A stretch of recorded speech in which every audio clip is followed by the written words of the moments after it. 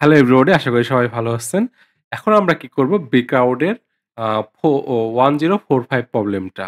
But এটা শুরু করার আগে আমরা একটু বলে রাখি আপনারা এই যে 1043 এই প্রবলেমটাও করবেন। এটা খুবই সিম্পল একটা প্রবলেম। তারপরে 1044 এই প্রবলেমটাও করবেন। এছাড়াও যে প্রবলেমগুলো আপনারা পারেন ওইগুলো অলরেডি ট্রাই করেন। এট লিস্ট ফেইল হন, ভুল করেন, এরর খান, কোনো সমস্যা নেই কো। বাট আপনারা ট্রাই করেন। ট্রাই করলে আপনারা কি হবে, কি ভুল হচ্ছে এগুলো আপনারা কমেন্ট করতে পারবেন। সেই অনুযায়ী আপনাদেরকে আমি হেল্প করতে পারবো। আর নিজে ট্রাই করাটা একটা সবার ফ্যাক্ট। আমি যে প্রবলেম গুলা করে দিচ্ছি আপনারা সবার আগে নিজেরা ট্রাই করেন। যদি না পারেন তখন আমার সলিউশনটা দেখেন। না হলে আমার সলিউশন দেখার কোনো দরকার নাই কো। পরবর্তী লেকচারে মুভ করেন। বাট আপনারা অবশ্যই এগুলা কি করবেন? ট্রাই করবেন। ঠিক আছে? তো চলেন ১৪৫ নাম্বার প্রবলেমটা দেখি। এটা কি বলতেছে? Triangle types. তার মানে কি? বিভিন্ন রকম ট্রায়াঙ্গেলস হবে হয়তো। চলেন দেখি। Read 3 double number ABC. আমরা কি করেছিলাম? একটা প্রবলেম আমরা কি করলাম? সর্টিং, সিম্পল সর্টে কি করলাম? ৩ টা ইন্টিজার নাম্বার করেছিলাম। এখন আমরা কি করব? ৩ টা ডাবল নাম্বার রিপিট করব। তারপরে কি এই এবিসিডি কি হচ্ছে? Represent the side of triangles. তার মানে কি? এরা এই ট্রায়াঙ্গেলের কি বিভিন্ন সাইড মানে কি? এই যে ট্রায়াঙ্গেল দেখতে কি? এই যে ৩ টা না বাহু, এই ৩ টা বাহু হলো রিপ্রেজেন্ট করবে। এ, বি, সি এই ৩ টা বাহু এই ট্রায়াঙ্গেলের এবিসিডি রিপ্রেজেন্ট করবে। এরপরে কি বলতেছেন? Arrange them and decreasing order. Simple saute আমরা ইনক্রিজিং অর্ডারে করছি। এখন কি? ডিক্রিজিং অর্ডার মানে কি? ছোট থেকে বড় থেকে ছোটর দিকে যাবা। মানে হলো এই দেখেন এই যে ৭, ৭ বা হলো এই যে ১০ কে সবার আগে নিয়ে আসতে হবে। বাকিগুলাকে ছোট করতে হবে। ছোট থেকে বড় আমরা করেছিলাম সিম্পল সর্টে। এখন আমরা কি করব? বড় থেকে ছোট করব। ঠিক আছে? এই যে ডিক্রিজিং অর্ডারে করতে হবে।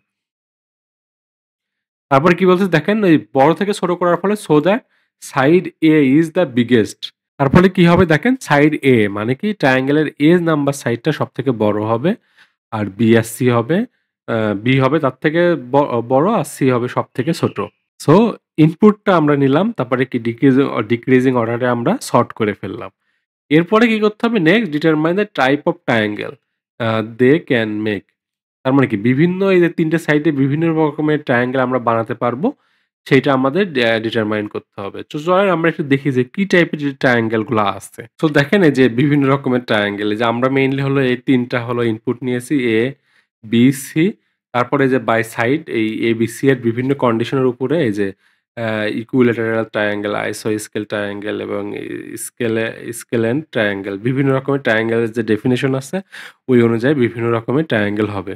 সো মেইনলি আমাদের এইটাই হলো কাজ। এই যে দেখেন আবার ব্যাক করি প্রবলেমটা যে বিভিন্ন এই যে ABCD এর কন্ডিশনের উপর বেস করে এই ট্রায়াঙ্গেল গুলা পিন করতে হবে। কি আছে দেখেন যদি A বড় হয় কি greater than or equal to B plus C এর থেকে বড় হয় তাহলে মেসেজ পিন করো এটা। তারপর যদি হলো স্কোয়ার এর থেকে বড় হয় তাহলে এটা পিন করো। আ তারপর ছোট হলে পিন করো এটা। আবার কি বলতেছে if there are sides are same then তাহলে এটা ইউজ করো। তারপরে যে বিভিন্ন কন্ডিশন অনুযায়ী।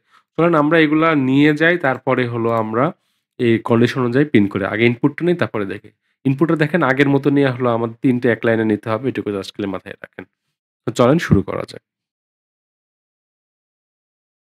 তো আমি দেখেন যে 1045 নামে একটা ফাইল ক্রিয়েট করেছি। ওখানে আমি এই ইনপুট গুলাকে রাখি। এইটা আমরা পরে পরবর্তীতে এগুলা কাজে লাগাবো। এখন আপাতত হলো রেখে দিই এখানে। এই যে আর এই ডান পাশে দেখেন আমি একটা এক্সাম্পল রেখেছি। এই যে এইটা হলো আমাদের কি আগে যে আমরা সিম্পল ছোট দেখেছিলাম বাট এখানে দেখেন আমরা হলো উল্টাপাল্টা থাকবে। আমাদের কি করতে হবে? এই যে বড় থেকে ছোট আকারে সাজাতে হবে। বড় থেকে ছোট আকারে সাজাতে হবে। সেম ভাবে আমরা এই ৩ টে স্টেপ ইউজ করব। এই যে এক্স, ওয়াই, জেড। বাট আগে আমরা কি এই না একটা জিনিস দেখেন যে আমরা আগেও ২ টা নাম্বার নিয়েই কাজ করতেছিলাম। এখনো ২ টাই কাজ করব। বাট আগে চেক করতেছিলাম কি if x greater than y না? এখন হয়ে যাবে কি আমরা ফার্স্ট এরটাকে সবথেকে বড় বানাবো। এজন্য সোয়াপ কখন করব? লেস দেন আকারে। সো এটা আমরা কোড করতে যাই বুঝবো। আগে একটু থিওরিটিক্যালি বুঝে নিই চলেন। সো আমাদের এই এক্স পজিশনে কাকে রাখতে হবে? সবথেকে বড়টাকে রাখতে হবে কি? এক্স পজিশনে। এজন্য দেখেন ১ম এ আমরা এক্স আর ওয়াই নিয়ে কাজ করব। সো যে বড় তাকে আমরা এক্স এ রাখতে দেখেন ৫ আর -৩ এর মধ্যে কে বড়? ৫ বড় আর -৩ কে ওয়াই এ রাখছে দেখেন। সো এই ২ টার মধ্যে বড়টাকে আমরা পেয়ে গেছি। এরপর আমরা সবথেকে বড়টাকে বের করব এই ৫ আর এই ১০ এর মধ্যে। মানে কি? এক্স আর জেড এর মধ্যে আমরা তুলনা করব। Step 2 right? তখন আমরা কি পাবো? সবথেকে বড়টাকে আমরা x পজিশনে নিয়ে আসবো। দেখেন এই যে সবথেকে বড়টাকে x পজিশনে আর সেকেন্ড বড়টাকে আমরা y পজিশনে নিয়ে যাচ্ছি, z পজিশনে নিয়ে যাচ্ছি। তার মানে কি আমরা যদি ৩ টা নাম্বার থেকে সবথেকে বড় নাম্বার বের করতে হয় তাহলে এইভাবেই হয়ে যাবে, রাইট? সো আমরা বাই প্রোডাক্ট আরেকটা জিনিস শিখে যাচ্ছি। ২-৩ টা নাম্বারের মধ্যে যদি বড় নাম্বার প্রিন্ট করতে বলে সেটাও আমরা শিখে গেলাম। সো লাস্ট স্টেপ কি হবে? এই যে y আর z এর মধ্যে দেখব যে কে বড়, তাকে আমরা হলো y রাখবো আর সবথেকে ছোটটাকে আমরা z এ দিয়ে দিব। তো সিম্পল, রাইট? আগের মতনই সিম্পল সর্ট যদি ভালো করে বোঝেন তাহলে এটুকু ইজি হয়ে যাবে। চলেন আমরা ইনপুট নিই এবং এভাবে সর্টটা আগে ডিসেন্ডিং অর্ডারে সর্টটা আগে করে ফেলি। তারপরে আমরা হলো এই যে এই মেসেজগুলা প্রিন্ট করা শুরু করি। তো চলেন নিই আগে ইনপুট। তো দেখেন আগের মতনই আমরা হলো কি করলাম যে এবিসি ইনপুট নিলাম। আপনি চাইলে ছোট হাতেরও দিতে পারেন, কোনো সমস্যা নেই। এক্স, ওয়াই, জেড দিতে পারেন, কোনো সমস্যা নেই। যেহেতু আমরা হলো এবিসিডি আকারে নিচ্ছি, মেইনলি হলো মিনিংফুল না ভেরিয়েবলের নেম দেয়া ভালো। এজন্য আমি এই এবিসি এখানে যেহেতু আছে এজন্য আমরা এখানে এবিসিডি দিচ্ছি এবং বড় হাতের ইউজ করেছি। আপনারা ছোট, বড়, এক্স, ওয়াই, জেড অন্য কোনো ক্যারেক্টার দিতে পারেন, অন্য কোনো নাম দিতে পারেন, কোনো সমস্যা নাই। সো ফার্স্ট এ আমরা ৩ টা নাম্বার ইনপুট নিলাম স্ট্রিং আকারে। তারপর ওটাকে স্প্লিট করলাম স্পেস দিয়ে, যেহেতু স্পেস দেয়া আছে। তারপরে একটা জিনিস ভুল করেছি। এগুলা কি হবে বলেন তো? ডাবল আকারে বলছে। তার মানে কি? ফ্লোট করতে হবে। একটু ঠিক করে নিই চলেন। সো যেহেতু আমাদের ইনপুট বলেছিল ডাবল, এজন্য আমরা এগুলাকে সব ফ্লোট করে নিচ্ছি। তার মানে কি? আমরা ইনপুট নিলাম এবং ফ্লোটে কনভার্ট করে ফেললাম। এরপরে আমরা কি করব? এই যে ডিসেন্ডিং অর্ডারে সাজায় ফেলবো। চলেন একটু করি স্টেপ ৩ টা, তাহলে আপনারা ভালো রকম বুঝতে পারবেন। তো চলেন স্টেপ 1 টা দেখি। একটু জিনিস বলে রাখি যে আমরা তো এখানে x, y, z কে তুলনা করতেছি। আগেরবার আমাদের কি ইনপুটটাকেও পিন করতে হচ্ছিল দেখে আমরা ওইটাকে কপি করে নিয়েছিলাম। এখন আর আমাদের তো ইনপুটকে কপি করার দরকার নাই। কারণ আমাদের ইনপুট নিয়ে কোনো কাজ নাই। আমরা কি শুধু এই কম্পেয়ার করে এই মেসেজগুলা পিন করব। এই যে বিভিন্ন মেসেজ আছে এগুলা পিন করব। এজন্য আমাদের কি দরকার? আমরা একটু সিম্বল আকারে নিলাম। যে কমেন্ট রাখতে ধরেন a K x, b K y R c K z আকারে চিন্তা করেন। সো আমাকে এখন কি করতে হবে দেখেন যে স্টেপ 1 এ কি x কে আমাকে বড় করতে হবে। x আর y এর মধ্যে x কে বড় বানাইতে হবে, রাইট? দেখেন এই যে x কে আমরা বড় বানাইছি x আর y এর মধ্যে। x বড় y ছোট। সো এই যে x, y এর মধ্যে মেক x কি বিগার করতে হবে। এজন্য কি করলাম? যদি x বা a অলরেডি যদি বড় থাকে তাহলে কিছুই করব না, রাইট? a তো অলরেডি বড়ই আছে। যদি না থাকে আমরা তখন কি করব? এই a আর b কে সোয়াপ করে দিয়ে আমরা হলো এই এটাকে সবথেকে বড় নাম্বার করলাম। তার মানে কি a যদি b এর থেকে ছোট হয় তাহলে কি সোয়াপ করে দাও। a আর b কে সোয়াপ করে দাও তাহলে কি হয়ে গেল? a বড় হয়ে গেল, b ছোট হয়ে গেল। এটাই আমাদের কাজ। তার মানে কি আমরা এই সিম্বলিক x কে আমরা কি করলাম? বিগার বানালাম। মানে কি a কে আমরা বড় বানালাম। স্টেপ 1 বুঝতে পারছেন, রাইট? দেখেন স্টেপ 2 টাও ইজি। জাস্ট এই যে আমরা এক্স আর হলো জেড নিয়ে কাজ করতেছিলাম। এর মধ্যে আমরা কাকে বড় বানাবো? এই যে এক্স কে আমরা বড় বানাবো, জেড কে আমরা ছোটটা দিব, রাইট? এই যে ছোটটা দিয়ে তারপরে ছোটটা দিচ্ছি আরকি। সো এই যে এখানে চেক করতেছি কি এ আর সি, মানে কি আমাদের এক্স তো হলো এ আর জেড হলো সি, এজন্য এ লেস দেন সি যদি হয় তাহলে আমরা কি এ ছোট কিন্তু আমাকে সি এর থেকে কি সবথেকে বড় বানাতে হবে এ কে। এজন্য আমরা কি এ আর সি এর মধ্যে ছোট সোয়াপ করে দিচ্ছি। এজন্য এ তখন আমার হয়ে যাবে কি সবথেকে বড়। আর সি হয়ে যাবে তারপরে ছোটটা, রাইট?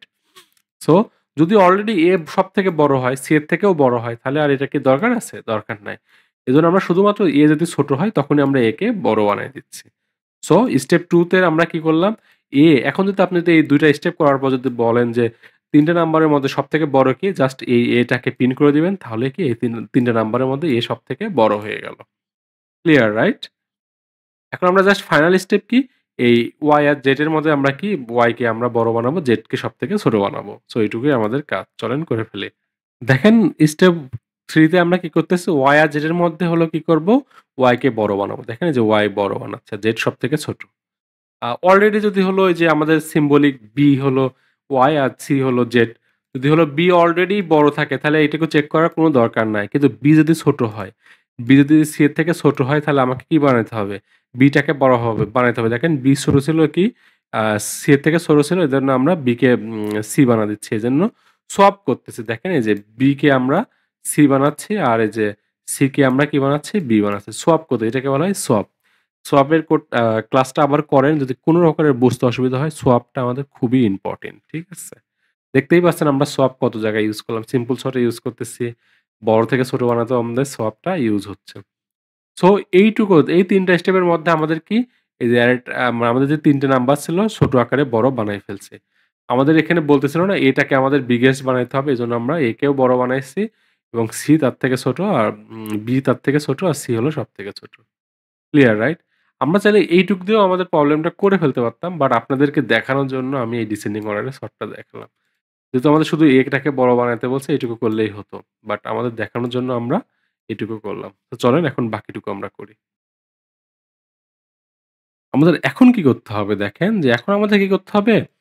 এই ৪ টা হ্যাঁ? ইফ, ইলিফ, ইলিফ, ইলিফ যদি হয়, এই ৪ টার যেকোনো একটা সত্য হলে উপর থেকে নিচ থেকে আসতে হবে। এটা যদি সত্য হয় তাহলে এটা, তারপরে এটা, তারপরে এভাবে হইলে যেকোনো একটার জন্য একটা মেসেজ লিখবো। আর এই যে এই ২ টার জন্য একটা মেসেজ লিখবো। সো তার মানে কি এই ৪ টা হবে একটা ইফ কন্ডিশন এবং বাকিগুলো হবে কি ইলিফ।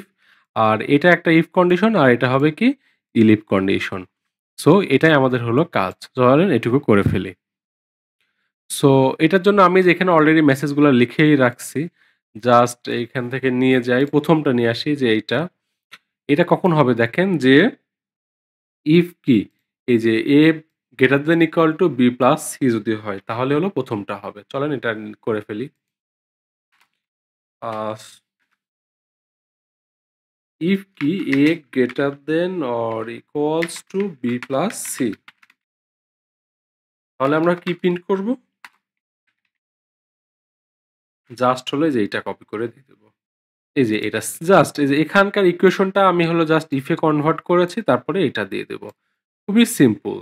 তারপরে দেখেন কি যে এইটা, এইটার জন্য আমাদের সেম জাস্ট খালি হলো এইটাকে আমরা কনভার্ট করব ইকুয়েশনে তারপরে এই মেসেজটা দিয়ে দেব। তো চলেন এটাও করে ফেলি।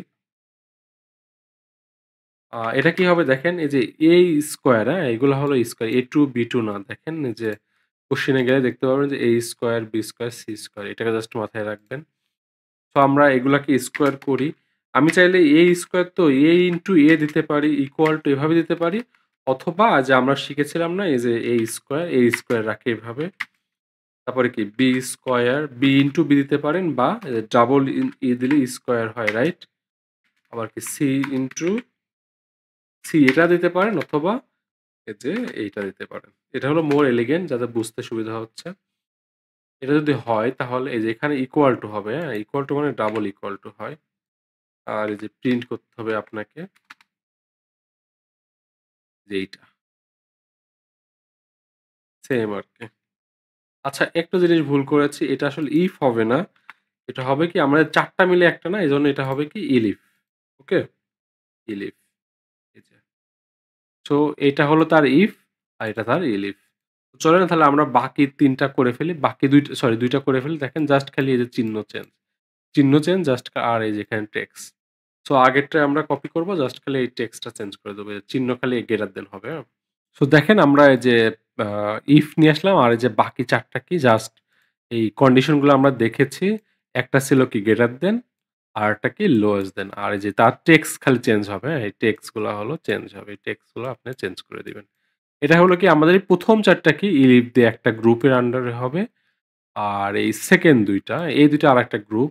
সো এটা কি বলছে দেখেন if 3 sides are same size মানে ৩ টা যদি সেম হয় মানে কি A equal to B, B equal to C এবং C equal to A equal to C যদি হয়। মানে কি আ জাস্ট একটু দেখাই আপনারা তাহলে বুঝতে পারবেন। দেখেন কি হবে এটা ইকুয়াল টু যদি B হয় অ্যান্ড B ইকুয়াল টু যদি C হয় তাহলে আপনি প্রিন্ট করেন এই যে এটা।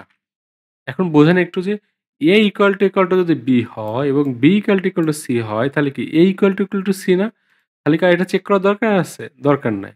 যেহেতু হলো B আর B কমন এজন্য কি A আর C ও same. You clear right? A আর C ও সেম হয়ে গেছে। আর লাস্টেরটা কি বলছে? ইলিফ যদি only 2 sides are same আর থার্ড ওয়ান যদি না হয় তাহলে এই যে এইটা। মানে কি ২ টা হয় ইকুয়াল টু B অথবা B ইকুয়াল টু C যদি হয় তাহলে এটা।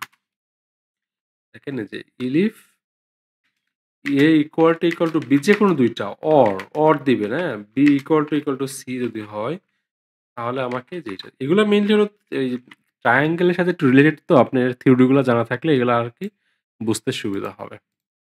সো এই ৩ টার জন্য আমাকে একরকম ট্রায়াঙ্গেল আর এই ২ টার জন্য আরেক রকম ট্রায়াঙ্গেল বলতেছি। জাস্ট এইগুলা আসবে।